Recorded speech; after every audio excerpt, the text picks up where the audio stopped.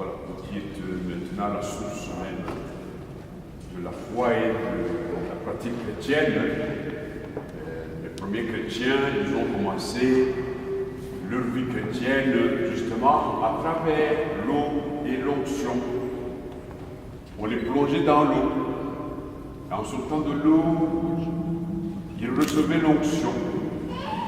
Et puis ils recevaient un vêtement tout neuf, tout blanc, pour montrer qu'une vie nouvelle commence.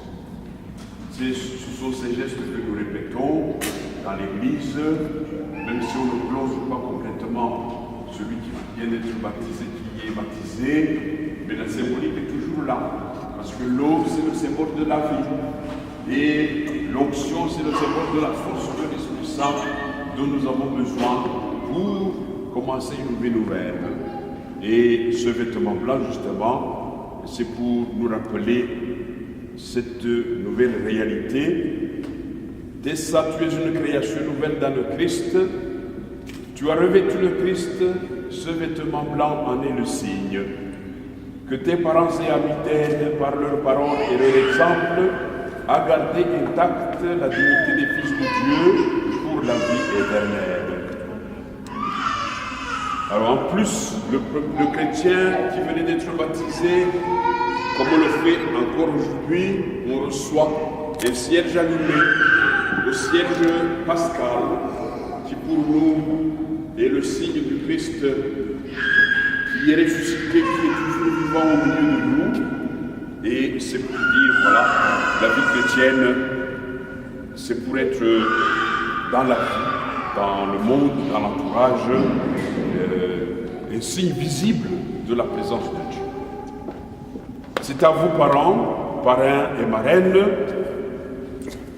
que cette lumière est confiée. Veuillez à l'entretenir, que Tessa, illuminée par le Christ, avance dans la vie en enfant de lumière et demeure fidèle à la foi de son baptême.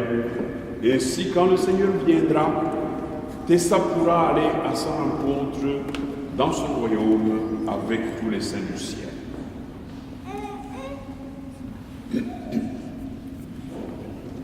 Alors, en clôturant la célébration, nous parlons évidemment de la dimension essentielle, la dimension de la prière. Parce que souvent, nous disons le chrétien, c'est celui qui croit. C'est très vrai, mais ce n'est pas suffisant. Le chrétien, c'est celui qui a conscience qu'il a une relation avec le Père. Et cette relation, comme dans les familles d'ailleurs, s'exprime par le dialogue. Alors nous écoutons le Père et nous présentons au Père notre vie et nos intentions. C'est ça la prière, c'est le dialogue qu'il faut garder avec notre Dieu. Et alors quand nous prions ensemble, bien sûr, parce que chacun peut prier dans sa vie personnelle, mais quand nous sommes réunis, eh bien, une des prières que nous avons à réciter et que Tessa aura à apprendre, c'est la prière de notre Père. Nous allons la dire ensemble. Notre Père qui es aux cieux, que ton nom soit sanctifié, que ton règne vienne, que ta volonté soit faite sur la terre comme au ciel. Donne-nous aujourd'hui notre pain de ce jour. Pardonne-nous nos offenses, comme nous pardonnons aussi à ceux qui nous ont offensés. Et ne nous soumets pas à la tentation, mais délivre-nous du mal. Demandons pour terminer la bénédiction de notre Dieu. Nous vous confions tous à la grâce et à la bonté de Dieu le Père Tout-Puissant, de son Fils unique et de l'Esprit Saint, qu'il veille sur votre vie, que vous parveniez au bonheur promis en marchant à la lumière de la foi. Et que le Seigneur Tout-Puissant vous bénisse, le Père, le Fils et le Saint-Esprit. Amen.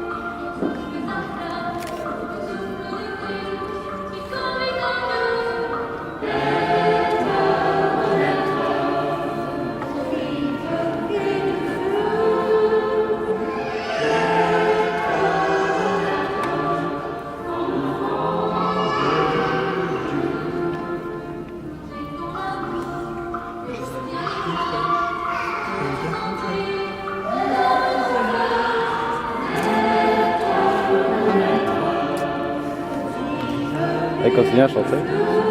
Naître, renaître, en enfant de Dieu. Alors, il y a une signature.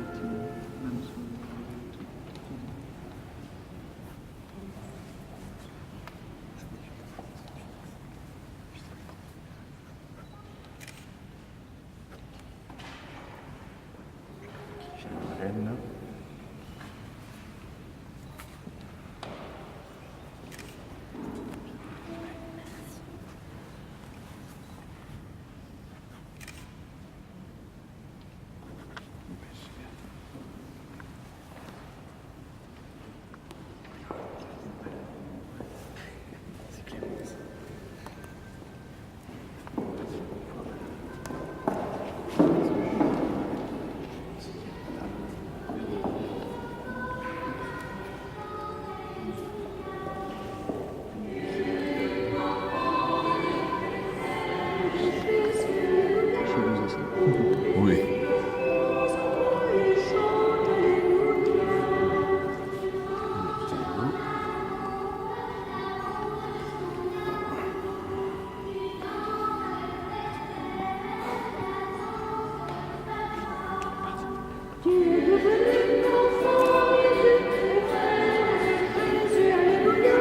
Aujourd'hui l'esprit repose en toi et chante Alléluia.